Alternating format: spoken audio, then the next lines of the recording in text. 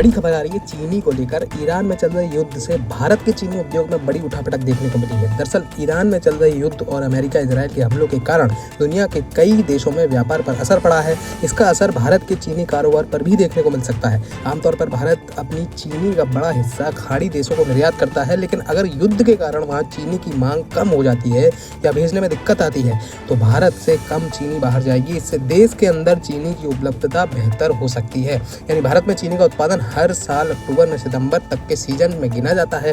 2025-26 season में फरवरी के अंत तक 24.63 मिलियन टन चीनी बन चुकी है। पिछले साल इसी समय 22.01 मिलियन टन चीनी बनी थी।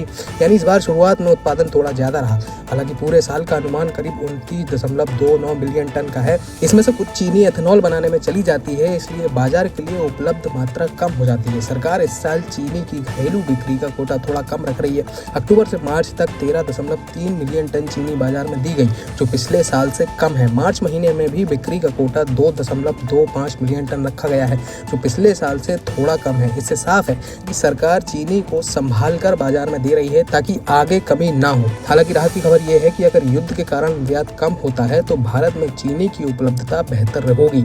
इससे कीमतें ज्यादा नहीं बढ़ेंगी। हालांकि उत्पादन अनुमान से कम हुआ तो थोड़ी परेशानी हो सकती है, लेकिन फिलहाल स्थिति संभली हुई है और आयात की जरूरत नहीं दिख रही है। सीधे शब्दों में कहें तो भारत में चीनी की स्थिति इस समय थोड़ी कड़ी है, लेकिन चिंता की बात नहीं है। अगर बाहर कम चीनी भेजी जाएगी तो देश के अंदर ज्यादा चीनी बचेगी। इससे लोगों को चीनी मिलती रहेगी और दाम बहुत ज्यादा नहीं बढ़ेंगे। सरकार और उद्योग दोनों स्थिति पर नजर रखे हुए हैं ताकि आम जनता को परेशानी ना हो।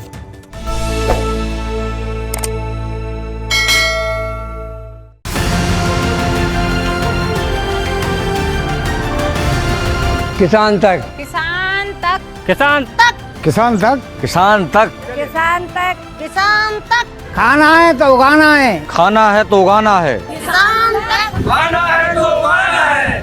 किसान तक, खाना है तो उगाना है।